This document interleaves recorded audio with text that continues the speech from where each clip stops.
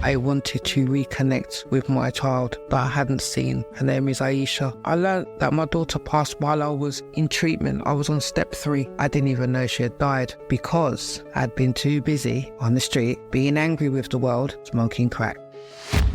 If I was an alcoholic, I wouldn't have the stigma. But crack cocaine, for a black woman, the scorn is different. And in my culture, at that time, it's a disgrace and disgust.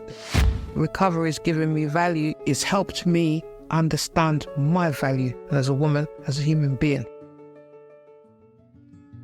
Hello and welcome to 12 Steps and 12 Questions. My name is Silvio and I'm an addict. This pod is full of personal and inspirational stories of recovery from addiction. And in every episode I'll ask each guest the same 12 questions about their life, addiction and recovery. Quick warning, there will be some graphic descriptions and a healthy amount of swearing. For this episode, please welcome Angelina. Hi Angelina. Hi. Thank you very much for coming and thank you very much for being part of 12 Steps and 12 Questions of this new episode today. Thank you for asking me. My pleasure indeed. It's my privilege to be of service. Very grateful. Wonderful. Let's go straight into question 1, which is, did you have any adverse childhood experiences? I was raised in foster care. And whilst I was in foster care, I experienced a lot of physical abuse. My mum was a very harsh woman. And my sister was very abusive to me. So she did a lot of stuff like, she used to hit me, poke me, spit at me. She threw hot water on me. I learned very quickly while living in this condition that, if I got into favour with my mum, because my mum was very temperamental as well. So when things were good, it was good. But she used to threaten me with this, I'll put you in a home if you don't behave and stuff like that. So I behaved. Sounds quite dramatic and coercive and abusive. Yeah, it was. But I think because I was a child at the time, I didn't really, there's not much I can do. Mm. And I lived under this condition, up until, I think 16 is when I started to discover boys and whatnot. Yeah. But I was never truly happy. I always used to think, I can't wait to get out of this house. Mm. I can't wait to be away from these people. So there was some awareness there that this wasn't normal. Yeah. I mean, as I got older, I can't stand my sister. I've never really gotten on with her. A lot of it is surface stuff today. My mum, I didn't fully understand why she behaved the way she did. I did honestly think that she didn't accept me as her child, because I'm not blood related to my mum and my sister. Just for better understanding, are they blood related? Yes. I see. Yes. So I come from my foster mum knew my natural mum and her dad. My mum was friends, this West Indian, everybody knew each other sort of thing, very small community. Mm. So my foster mum used to look after me on a regular basis, and then my mum just didn't want me. And my mum went to the courts, the family courts, and she fought for me. At that time, it was me and my brother, but my mum didn't have the space for my brother. So she chose me, and I don't know where my brother is now. And that's how I got to stay there. So just, sorry if I'm being a bit slow, but your mother couldn't keep both of you, your natural mother? No, my foster mum, sorry, I'm not So my foster mum took our case to the family I court, see. and she wanted me and my brother, but she didn't have the space in her I house understand. for both of us. So she only took me. Yes. And that's how I ended up being in her foster care until the age of 18. Right. I had been living with my foster mum from birth, but I used to go back and forth to my natural grandparent. My natural mother, very rarely looked after me. Right. I don't even remember her, to be honest. Right. Do you know why she didn't look after you? Why she gave you away very much, quote unquote?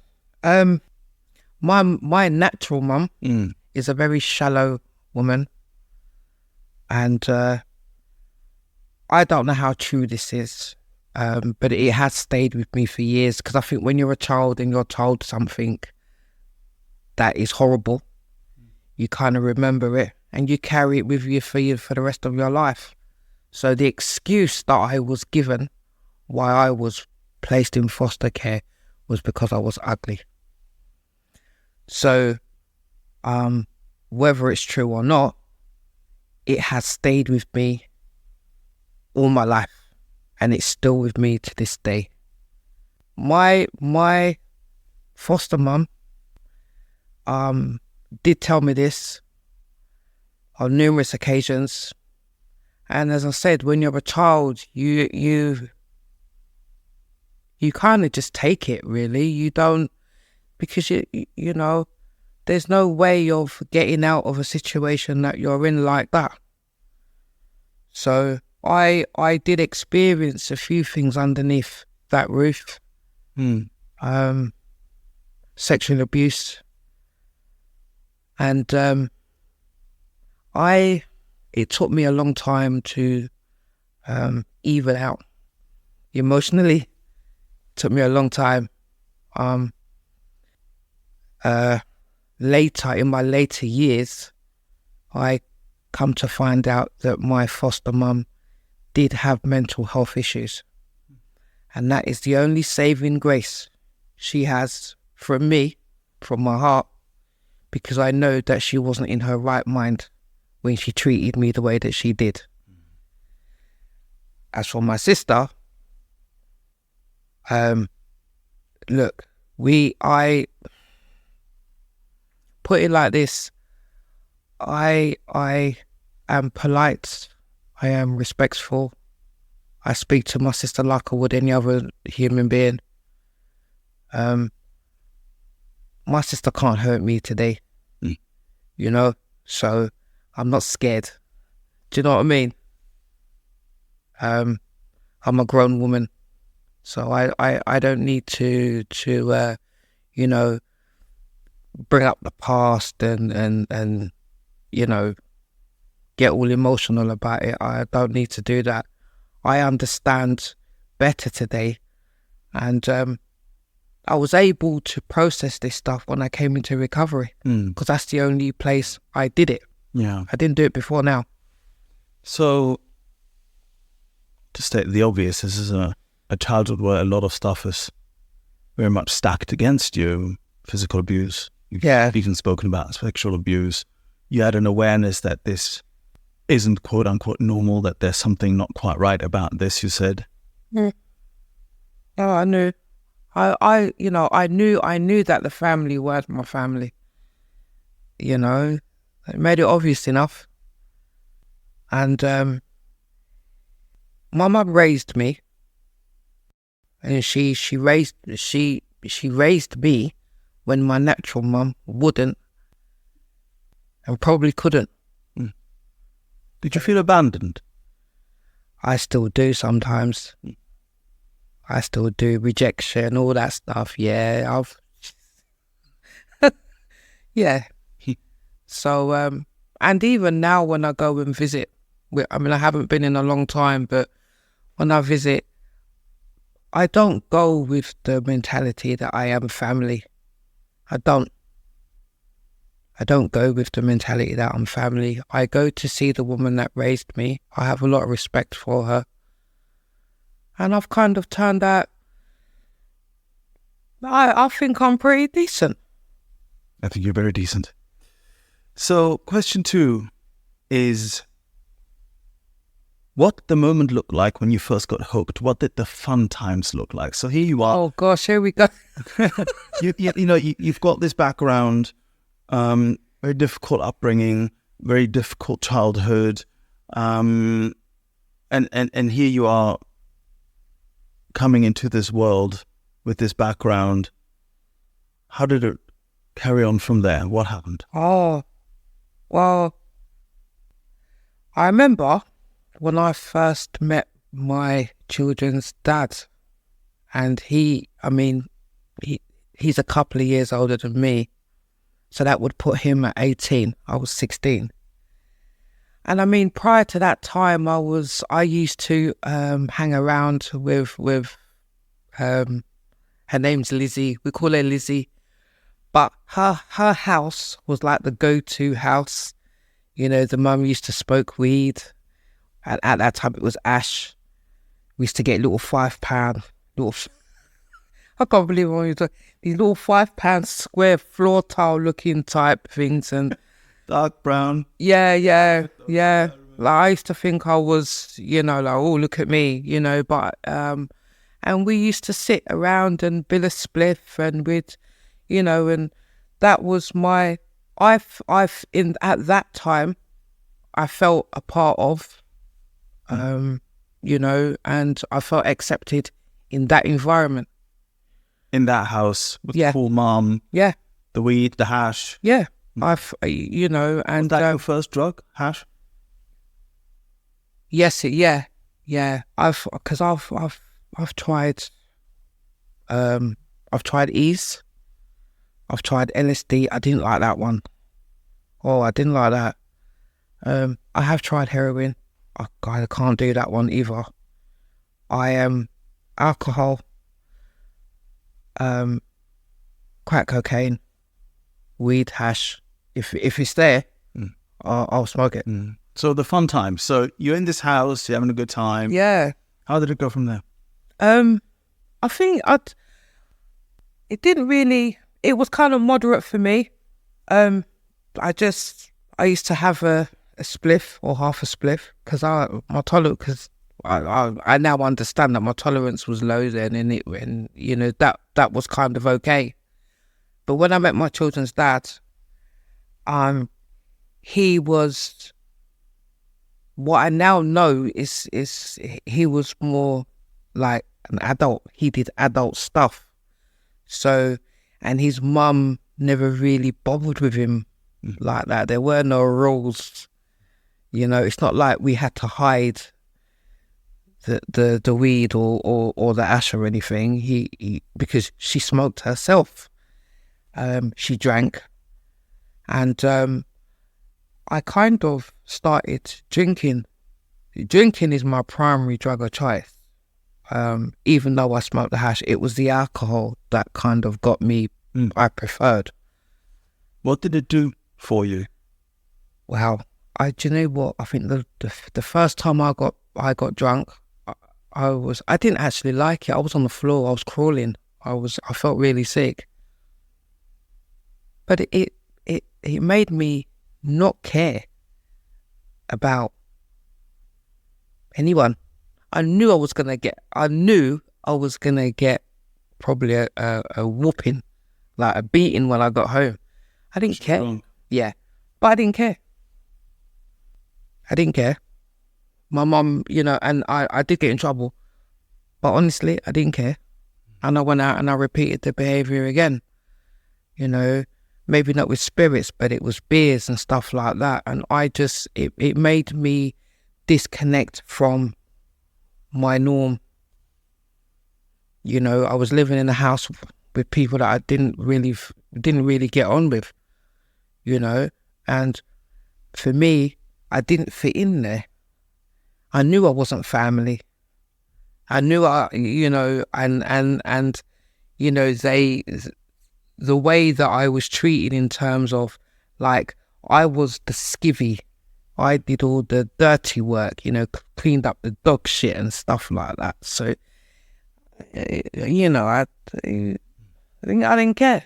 So here you are with this new boyfriend, I take it, right? And, so you're drinking a bit, you're smoking a bit. Yeah, and and then I got pregnant very early. I got pregnant with my daughter, Colette, at 17. Unplanned, I suppose. Yeah, nothing was, it weren't planned. I started rebelling. Like, I just never used to go home. I was always at his house. I think even he thought to himself, because he said to me like, "Hey, you gone home yet?" And I'd be like, "No." I started, and I had behaviours long before that anyway, because I used to bunk off school with Lizzie, because Lizzie, that's what we did as kids. We bunked off until I got caught, and then I stopped doing that. But I just started to not go home, and yeah. So there were behavioural issues before that. Oh yeah. I did a little bit of shoplifting. Wasn't good at that. I got caught. But yeah, and because in at home, I was quite withdrawn. I didn't really say much. Quiet. So. And so your first daughter arrives. Yeah. And were you drinking? Were you smoking? Or did you manage to stop during that time? No, I stopped during that time. Because I didn't think I had any issues with drugs or alcohol. I saw that as recreational. Now when I look back at it, I was well on my way, because I drank a lot, I smoked a lot. The only thing was that I managed to stop. And then obviously my end of care was coming up. So social services gave me some money. I got a place and they gave me some money to furnish it. I think it was like, I don't know how much it was, but it was put there for like end of care release sort of thing. So I got this money and this flat. And then her dad moved in. And that's when the problems started. That's when my life just took. And I never thought it would be like that, but it really was. It took a turn. Yeah. What did that look like? I'll tell you what it looked like. Empty bottles everywhere, cans everywhere. Domestic violence. Between you and your partner? Yeah. It was miserable. The flat was, and the flat was dingy. It wasn't like it was a nice, beautiful place to live. It was on the 5th floor, no lift. So consequences are starting to appear. Well, it's not a good start to anyone's life. I mean, if you're, I'm supposed to be transitioning into adulthood. And I that was no transition. Were you drinking every day at this point? We both were, me and Colette's dad. We both were. I mean, unbeknown to me, he was a practicing alcoholic too. We both drank. I'm not sure. I'm not going to sit here and say that I never drank as much as him, because I can't be sure. But we both drank.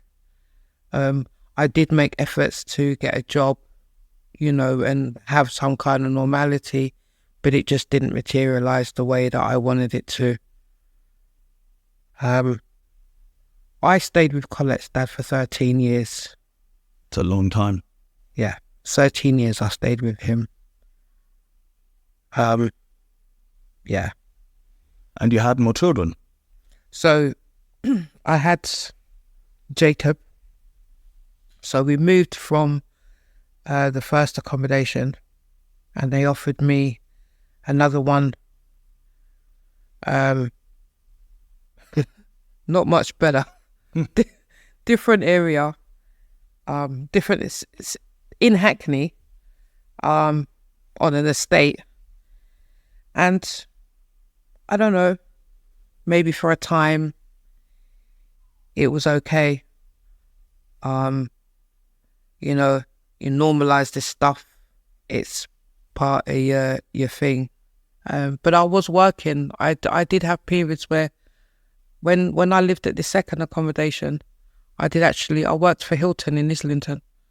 I was employed there I think I was there for like 2 years. So I was very early in my 20s. I couldn't have been no more than 23 to 25, something like that. And at this point, you're drinking, you're smoking. Yeah. So not so much the smoking, but the drinking. And my work life was every Friday, because Islington High Street is nuts. And at that time, it was lively. You had what they call them now? God, I'm getting old. What do they call them? They're not bars. Lounges? But they had so you have the bar and then you have like the dance floor. Right. You have like the dance floor. So we used to go there after work on a Friday and get pissed. And then, we'd have to get up and come in the next day, and I used to make it in. I thought I was, oh, this is good. It didn't help my relationship though. The dad didn't like it at all. And looking back at it now, did you think of yourself at the time as being an alcoholic? Would you say that this was the moment? Not at all, huh? No, I thought I was out having a great time. If anyone told me I was going to be an addict, I would have said, "Oh, God, what's that then?" Yeah. Because the thought of being, and the thought never came into my head, because I never thought I was an addict. I thought I was someone who enjoyed a drink like everybody else. I went out and did what everyone else did. There wasn't any real consequences for me at the time, externally anyway. My issues at the time was the children's dad not really liking me going out to work, because that meant he had to stay home and look after the kids. But he was a control freak anyway, and... So you had no consequences at that time. When did they start coming in? Not too long, maybe a few years later, couple of years later, I would say, consequences started to come. I can't remember exactly when social services got involved, but when they did, it was serious. So Lizzie, the one with the cool mum, she introduced me to crack cocaine. So I was, at that time, I'm going to say I was about 26. And I remember this. And then I took it upon myself to go and seek out this drug. And I remember trying to find it and people looking at me going, "What?" Let me get this straight. You were drinking quite heavily and there were some issues at home, or quite a few issues at home and things. And you had somehow picked up that there's this drug out there called crack. Yeah. My friend Lizzie, her mum, she introduced me to crack cocaine. I had my first pipe in her house. And what was that like? I've never had a buzz like it since. Never. In all the years I've used, I have never come close to that one hit. I think this is something we share. Addicts, all of us really, in one way or another, is that first time. It's like my first ecstasy pill. It's a semi-religious experience. Yeah, it was wow. I remember looking at her and thinking, this is all right, but I've never experienced that feeling again. Don't get we me wrong. chase it. Been high, you know, but that's a different kind of high after that, you know, and the years that followed that initial first experience, it's actually worst. It's not something you enjoy, you know, but that initial experience there. And I remember it was on a cup. She had it, because I didn't know what all this stuff was, you know, but I remember she had it on a cup and this little white thing. And when she did that, I think it was a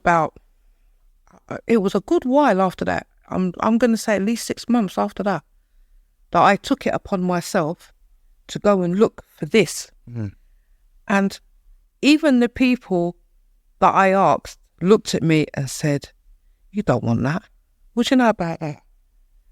And I was like, because I didn't know what it was called either. It was, I tell you, this is what I did, nuts. I don't even know why I'd even did it. I can't sit here and tell you why. I don't really know why.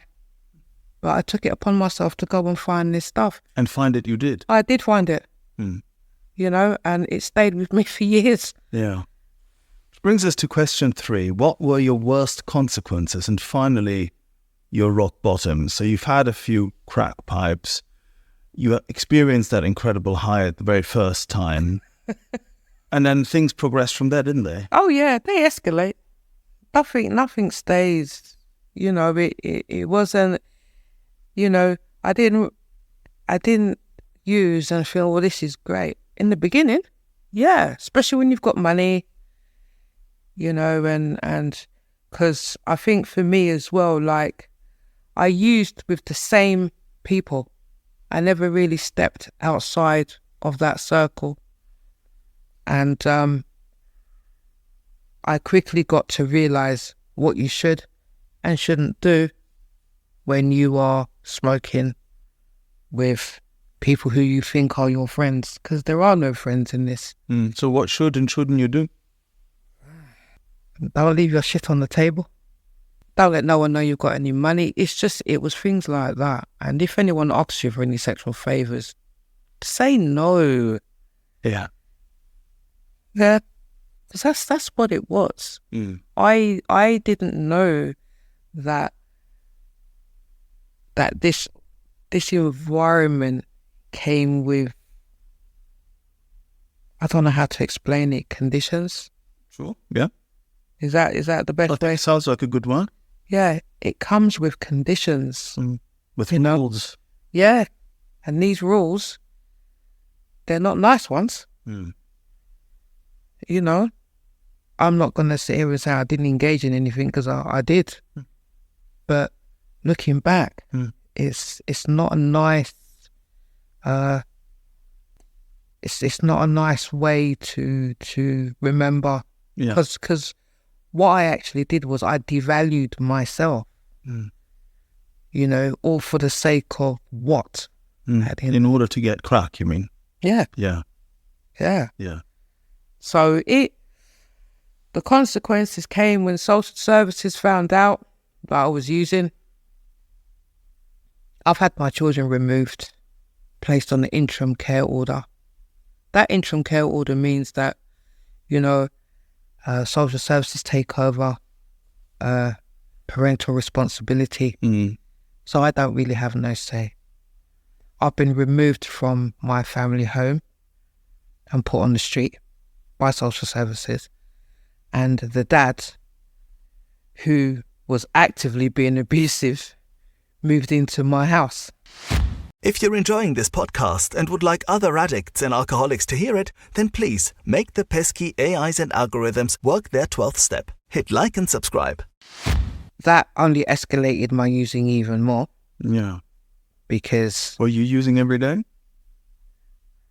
After a while, yeah.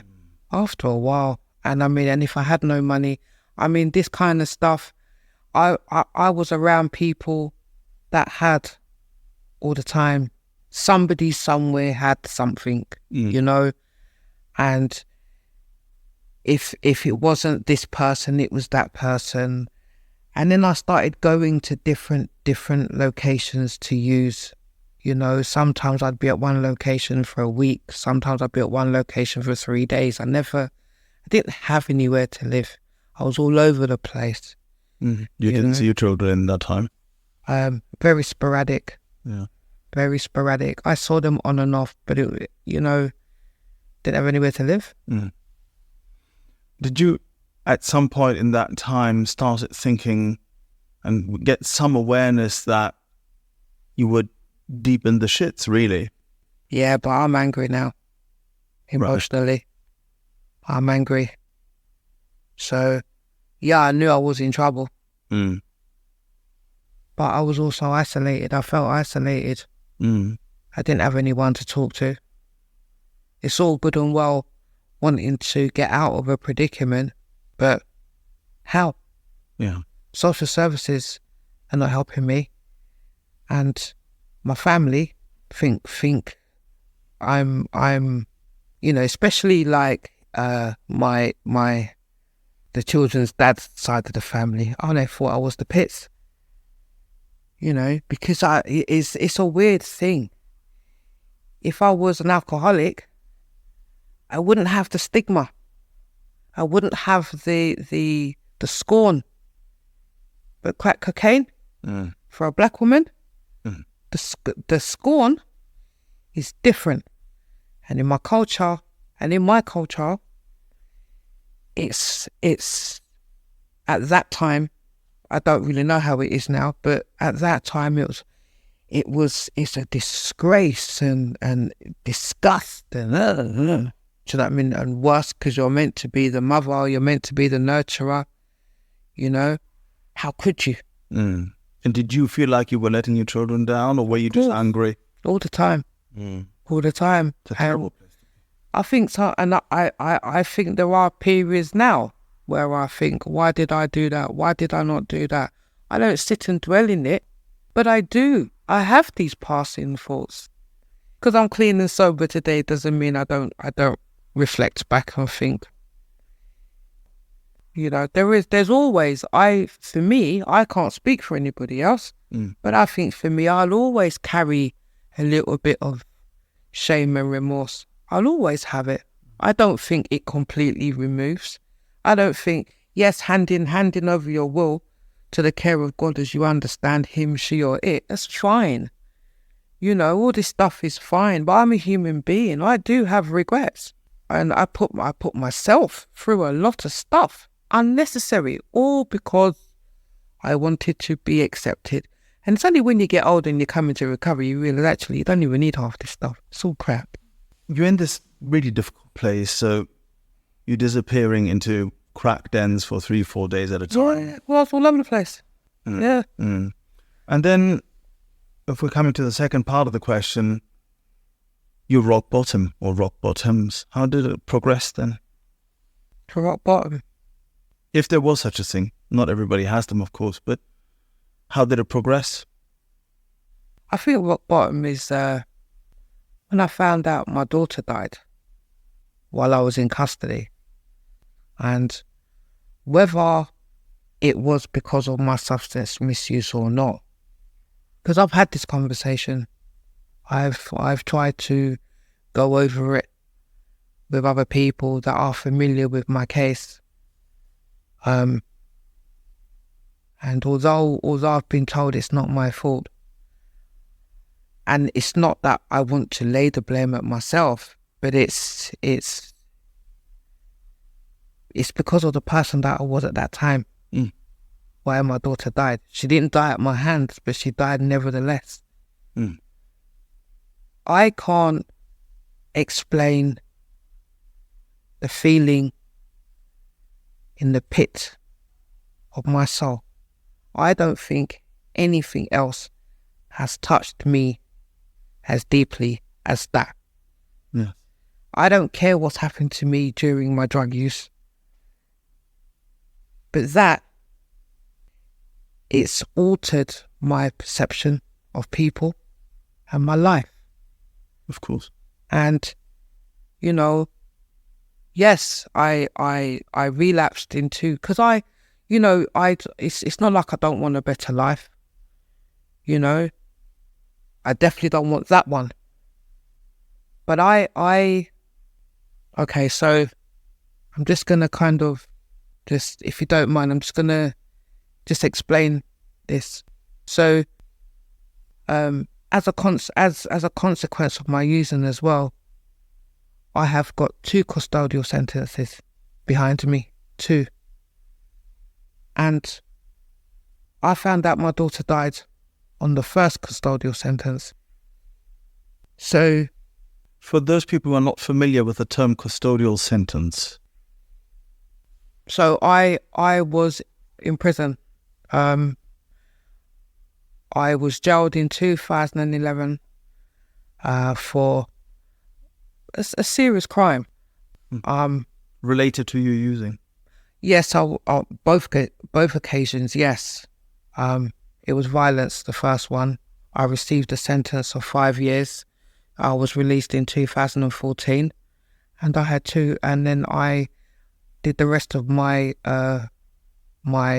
time on license. Basically, I had probation for 2.5 years, and that probation finished in 2016. That probation finished, and then so in 2014, when I was released from custody, and then I moved into a property, and my son came to live with me. And, both of my sons come to live with me. And life was good. Were you not using then? No, I wasn't. So you managed to stop? Yeah, I stopped. I stayed clean from 2011 to I'm going to say the end of 2017. Mm-hmm. Got myself into university. And at the time I was studying substance misuse with psychology. And I was going to the University of West London. So quite a turnaround. It's possible. Anything is possible. You did this without a program? Or did you find the room? Had you found the rooms then? I'd found the rooms. I mean, I did. I was fortunate enough to do wrapped in custody in 2012. So I did a 12-step program in custody. I did it in HMP Send. What was it called? Oh, wrapped. So it's Rehabilitation for Addicted Prisoners Trust. That was the name of the 12-step program that was running at that time. It's now changed to, I think it's Forward First. I'm not sure. I don't really have much to do with them anymore because they've changed hands now. They're not the same people as before, but they are still running the 12-step program in HMP Send, as far as I know. So you went to prison, you found the solution. Yeah. And you come out, life's good. Yeah. Let's just pause there for a second. And I think I've confused the situation. Not so. Yes. But then you relapsed later on, and then you came into the rooms. I relapsed. And so this relapse got me another custodial.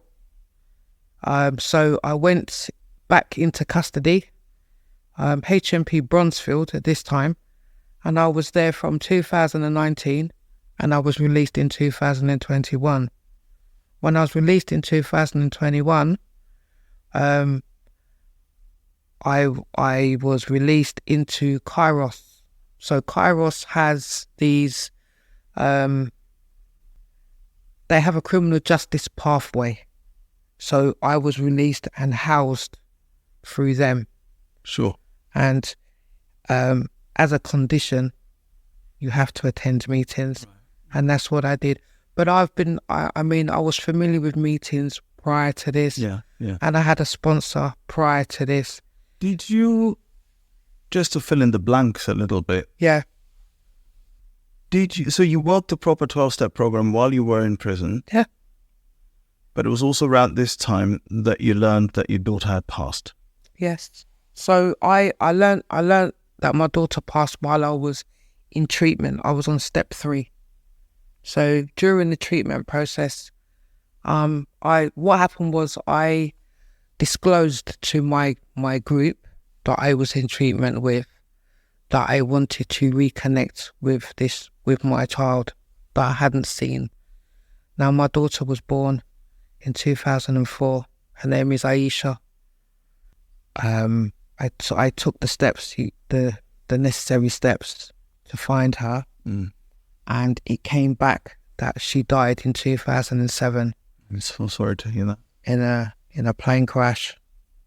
So initially, when I heard the news, I didn't even know she had died, because I'd been too busy on the street, being angry with the world, smoking crack. So that's my rock bottom. Okay, and I mean, I know I deviated away from the question. And I think as well, with my life, there's been so much carnage.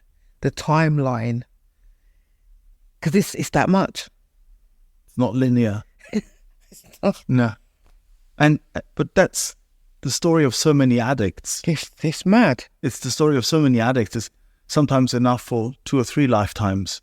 It's the back and forth. Yeah, it's just, I mean, I couldn't tell you the amount of times I've moved. I've done geographicals. You know, I've done all sorts. I just sometimes I don't know how I'm still alive. Sometimes some of the shenanigans I've pulled during my thing. Your question about rock bottom, there is no lower for me. And you know, rock bottom for me is not about the external losses. You can replace them. It's your emotional house. It's your heart. It's your soul. It's your mind. I never want to feel like that again. Yeah. At your worst, and that's our question 4, did you ever want to die? Did you consider suicide? Oh, yeah. Yeah. Because, you know, my cycle was I'd spend every penny.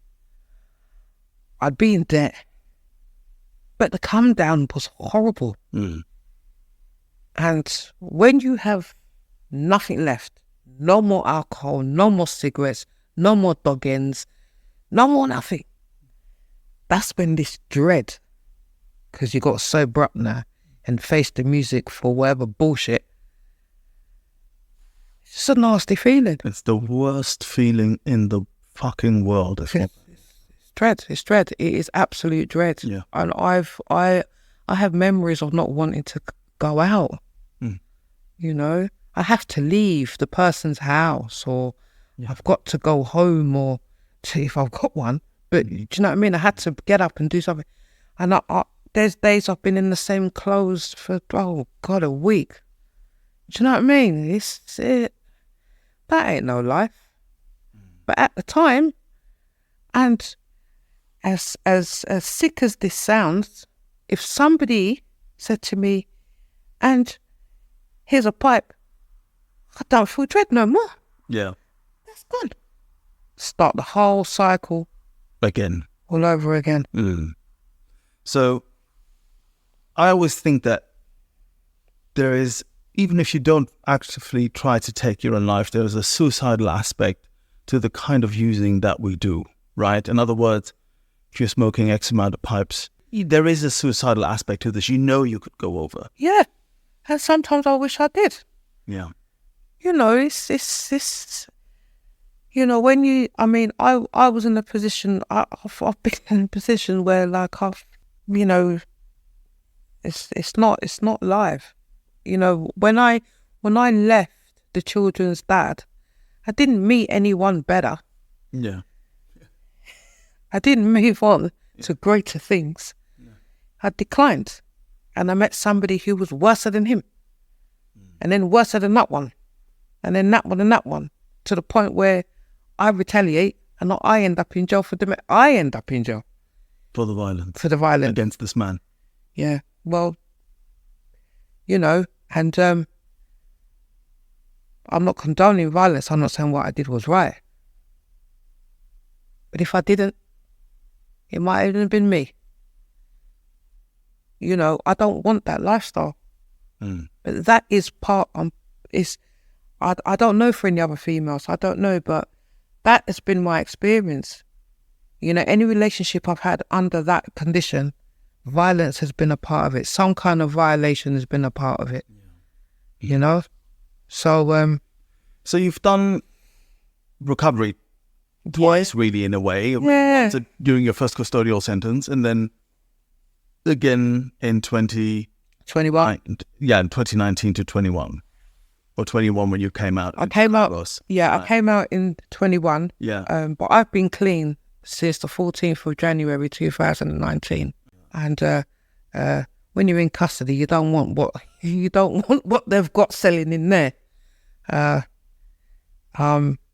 But yeah, and I'm fortunate really because I did the RAPT program in HMP Send, and I did that. I graduated from that in 2013.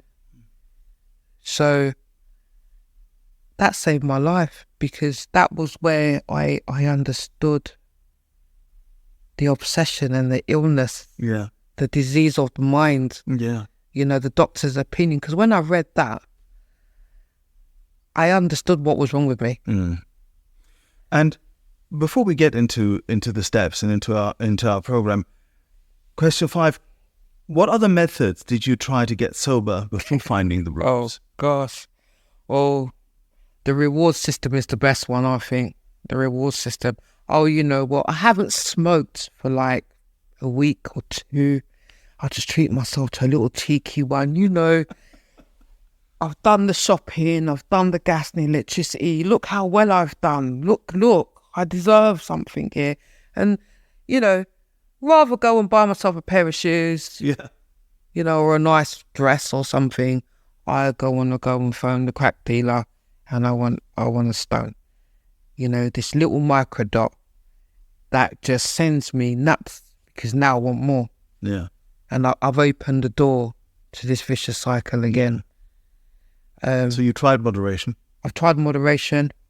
I'm kind of hearing it kind of failed. Well, I made up for it because I smoked more. I've done the geographicals, you know. Oh, this time it's different. I don't know anybody, but I have a good nose for who smokes. I can look at you and think, and it's dangerous. It's dangerous. I'll stop people in the street. You know where I can get something from? I'm new around here. They've gone. They looked at me and have gone, yeah, come on. Weird. Yeah. I don't have it anymore, but I used to, people would come up to me in the streets, you know, or you walk past, like, you know, somewhere in a dodgy place, you walk past people and they're just nodding at you, winking at you, kind of, yes, mate, yes, what is it, mate? Yes, mate. You know, I used to get all the time. I've lost it in the meantime. You know, I and sometimes I'm thinking, like, sometimes I feel almost invisible, but it's a good thing, obviously. Yeah. We find each other. It's like an underground network. But this is the thing. I can sniff it out. It doesn't matter where I go. No pun intended. You're too funny, you. So when you came into the rooms, first time and second time, right? And that is our question number 6. Did you struggle with the word God? Yeah, I did.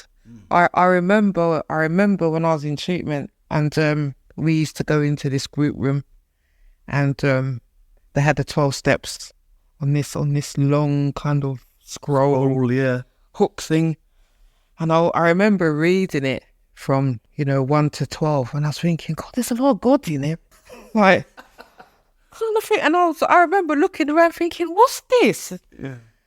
Like, and I remember looking at it, and I was a bit intimidated at first with the word God, because my concept of God is this, you know, this punishing, you know, my head at the time was like, you know, because it's about being worthy, and I've done so many bad things, like, God ain't gonna forgive me. You won't like me. Yeah. And my head started to go, it's already working, before I've had a chance to even understand what this thing is actually saying to me. I don't struggle with the word God anymore. Yeah.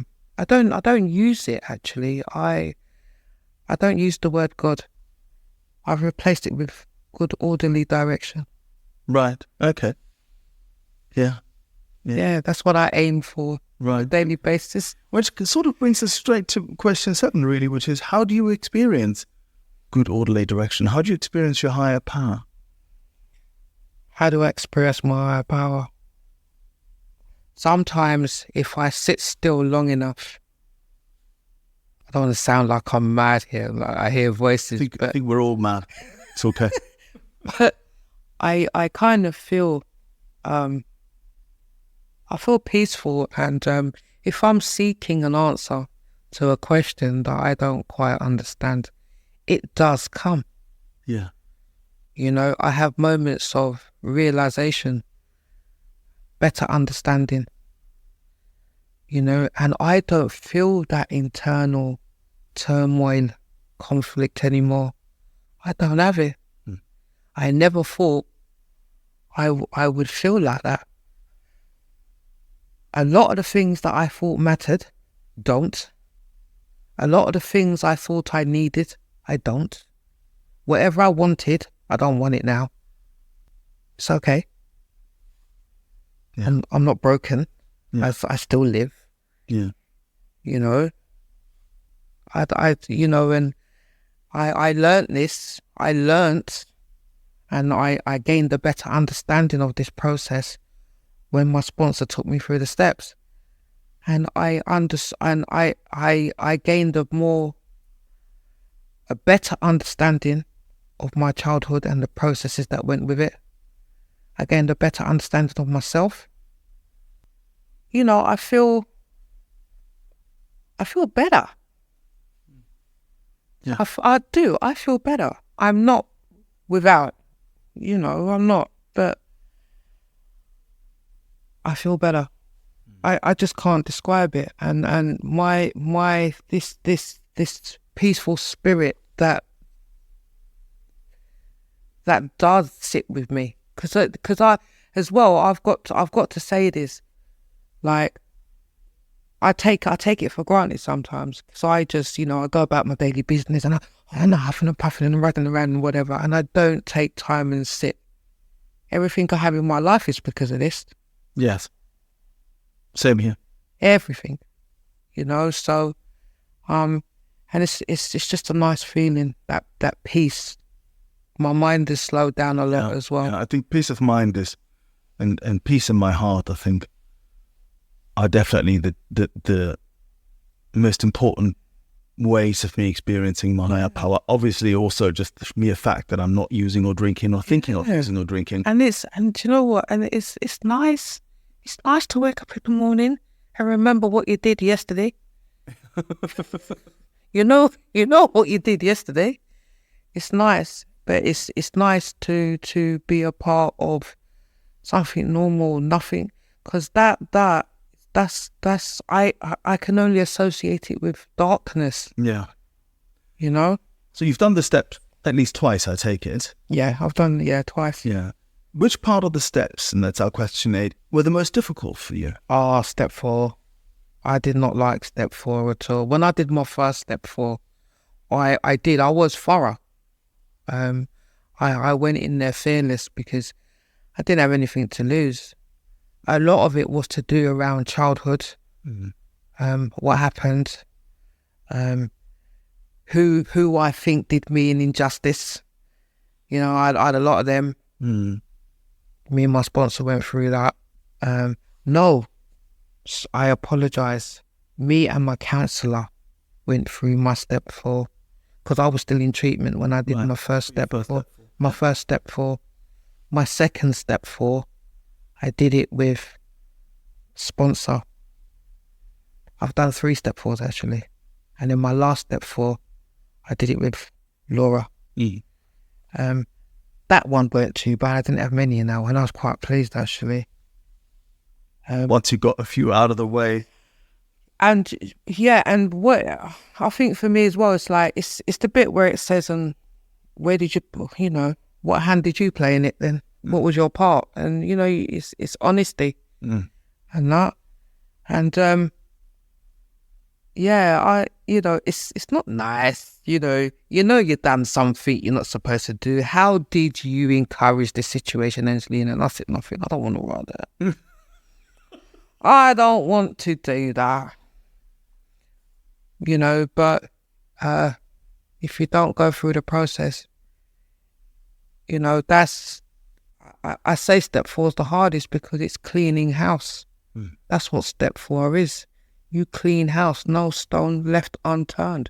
Because if you don't, you're keeping something.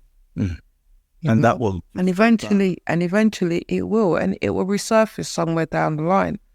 None of us are perfect. None of us. But that process, when people say to me, I'm on my step 4, and I go... Yeah, I'm not going to lie, step 4 was the most difficult for me too. And and the idea of admitting that I had a part in where I was clearly wronged, right? That's what I mean. I didn't want to go there. I did not want to go there, but go there I did, and thankfully I did. So now that you've done the steps a few times and you've been sober for a while and so on, our question 9 is, which character defects give you most trouble? I've got a few. I've got a few defects. I'm very distrustful. I'm getting better. I am trying. But I don't trust people at all. I've had too many bad experiences. I'm very sort of, I try. And I do talk to people. It just takes me a long time to... Open up, yeah. Just takes me a long time. Yeah. And I'm a perfectionist as well, which was brought to my attention. But I try to defend it. But this job that I do, that's what addicts do. They try to defend the behaviour. But I've learned you can't be a perfectionist. You can't. You can only do your best. And, so and judgmental. Yeah. Sometimes when me and my children talk and they tell me about these girls and and I get a bit like, hey, she nasty. But yeah, I try and not, I do try and, I watch my defects. But the distrustful one, it does hinder me a little bit. Question 10. What is the best thing recovery has given you? Oh my God. The best thing recovery has given me is hope for the future. I can actually make plans. I can make plans, and, I can, it's just nice to be able to, I don't know, I said, after Christmas, I'm going to start looking or exploring what options where I can use my degree. I want to work with the criminal justice system. What is your degree? So I'm doing psychology with counselling, but I'm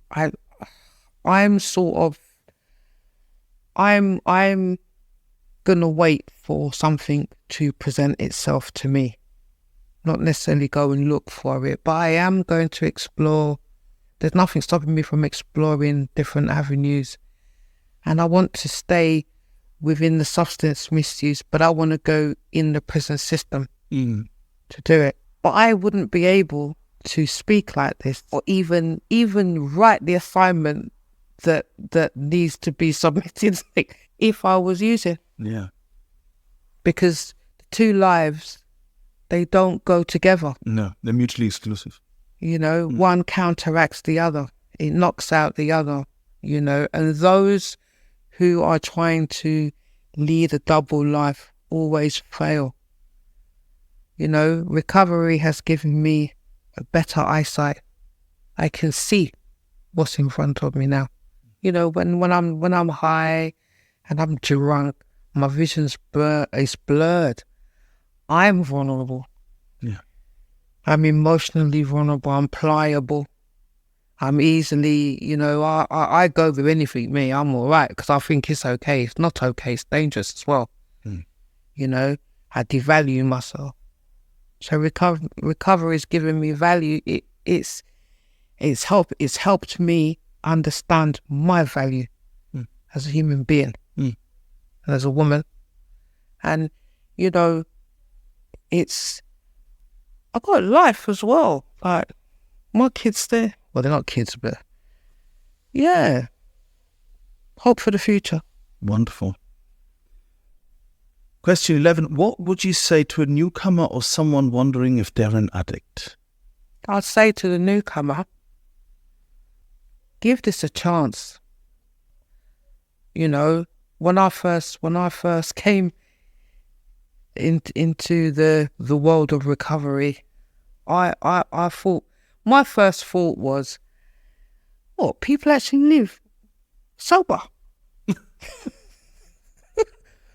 I didn't think it was possible, but it really is. And if you don't give this a chance, you're stopping yourself from what your true potential is. Yeah, because you don't know who you are underneath all that. You don't know who you are, you know, and that, the using and the drinking will stop you, and the consequences, some of them you won't be able to reverse. Give this a chance, give yourself a chance, and if you really want a life, you keep coming back, you stay connected. If you're wondering if you're an addict, well, if you don't know whether you're an addict, you'll soon know whether you're one when you got the consequences piling up at your doorstep and you've burnt all your bridges. Yeah, because it comes. It's part and parcel of the baggage. Nobody uses and then comes away from a situation feeling invigorated. Oh, we must do this again next week. You're broken. It doesn't work like that. And you know, if you are not experiencing that emotional turmoil, that guilt, that shame that comes, you know, the three-headed horseman that they describe in the big book, shame, guilt and remorse.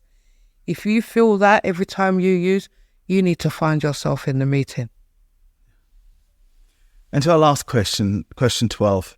What do you want your higher power, good orderly direction, to say to you at the pearly gates? Hi, Angelina. You finally came home. Ah, wonderful. Thank you so much, Angelina. Thank you so much for your honesty, for your pearls of wisdom, and for your courage. Don't know about pearls of wisdom. What a beautiful message. Thank you. Thank you. We've come to the end of this episode. Thank you for listening. If you've enjoyed it and would like other addicts and alcoholics to hear it, then please make the pesky AIs and algorithms work their 12th step. Hit like and subscribe. While this pod is based on the 12-step recovery program, it's not officially affiliated with any 12-step fellowship. 12 Steps and 12 Questions is not substance or behavior specific, it's fully self-supporting and not for profit. And you know this next bit. It's not allied with any sect, denomination, politics, organization or institution. It does not wish to engage in any controversy, and it neither endorses nor opposes any causes.